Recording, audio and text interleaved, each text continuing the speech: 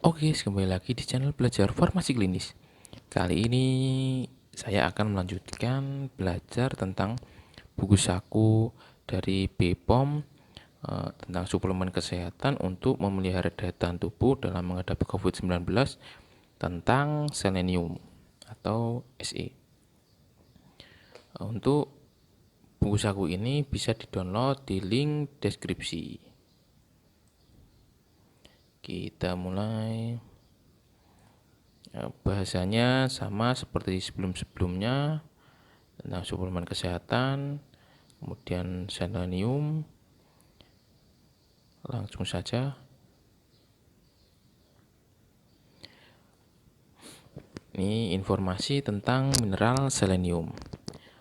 Selenium atau Se adalah salah satu dari trace mineral atau mikronutrisi yang dibutuhkan tubuh dalam jumlah sangat kecil untuk terlibat dalam beberapa fungsi fisiologis tubuh dan umumnya dapat dalam ikatan protein yang disebut selenoprotein. Selenium ini merupakan bagian dari beberapa enzim, yaitu unsur penting pada enzim glutathione peroksidase yang berfungsi sebagai enzim antioksidan dalam tubuh. Hampir 46% selenium disimpan pada otot rangka. Kemudian apa saja sumber mineral selenium? Yang pertama itu dari nasi, susu, daging, jeroan. Jadi kalau kita makan nasi itu sudah ada mineral seleniumnya guys ya. Kandungan selenium dalam sumber makanan sangat tergantung kadarnya dalam tanah tempat padi dan pakan ternak tumbuh. Secara alami dalam tanah terdapat anorganik selenite yang oleh tanaman diubah menjadi bentuk organik.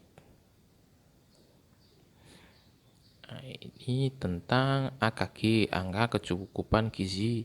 Untuk selenium ini dibagi menjadi dua guys ya, laki-laki dan perempuan.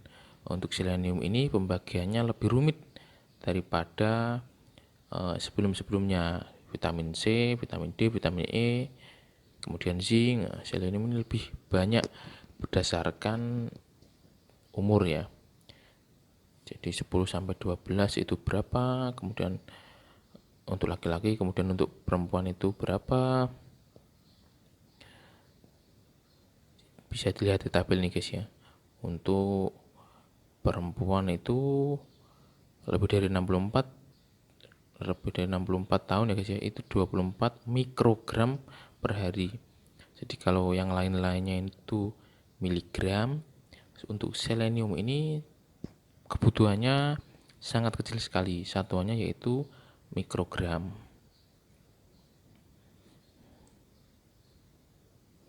Kemudian apa manfaat selenium bagi tubuh? Selenium adalah nutrisi penting bagi manusia yang berperan dalam sistem reproduksi, sistem metabolisme hormon tiroid, proses sintesa DNA, sistem pertahanan tubuh dari kerusakan oksidatif dari infeksi, karena dia sebagai antioksidan. Kekurangan selenium dapat menyebabkan peningkatan kerentanan terhadap infeksi virus atau bakteri. Selenoprotein membantu mencegah oksidasi lipid, mengurangi peradangan dan mencegah penggumpalan trombosit. Enzim yang mengandung Se bekerja bersama dengan vitamin E, mencegah radikal bebas yang menimbulkan kerusakan oksidatif pada sel dan jaringan. Dan bagaimana selenium dapat membantu memelihara daya tahan tubuh? Nah, ini ada hasil studi guys. Berdasarkan hasil studi pada hewan, uji defisiensi Se mengganggu daya tahan tubuh, yaitu menghambat poliferase sel T. Kemudian uji klinik pada manusia, suplementasi natrium selenit 50-100 mikrogram per hari selama 15 minggu dapat meningkatkan respon imun, anti polio dan anti difteri. Kemudian yang ketiga ini suplementasi Se pada HIV dengan dosis 200 mikrogram per hari menurunkan viral load dan meningkatkan daya tahan tubuh. Jadi untuk HIV, pasien dengan HIV guys ya, itu untuk materi zinc kemarin kan tidak disarankan menggunakan zinc. Ternyata untuk pasien HIV itu lebih disarankan menggunakan suplemen selenium. Karena jika menggunakan zinc itu kan sudah ada penelitian jangka panjang bahwa dapat mempercepat meninggal guys ya.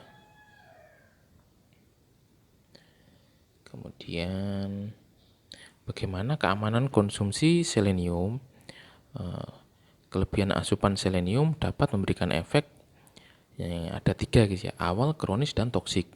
Yang awal, jika kadar selenium ini berlebihan menyebabkan nafas atau bau bawang dan rasa logam di mulut. Kemudian di fase kronis itu berupa selenosis, yaitu kerapuhan rambut dan kuku. Rambut dan kuku menjadi rapuh. Kemudian ruam kulit, mual, diare, kelelahan, mudah marah, dan kelainan sistem saraf. Kemudian pada fase toksik berupa gejala gastrointestinal dan gangguan saraf, gangguan pernafasan akut, infak miokard, nyeri otot, tremor, sakit kepala, wajah memerah, gagal ginjal, dan jantung.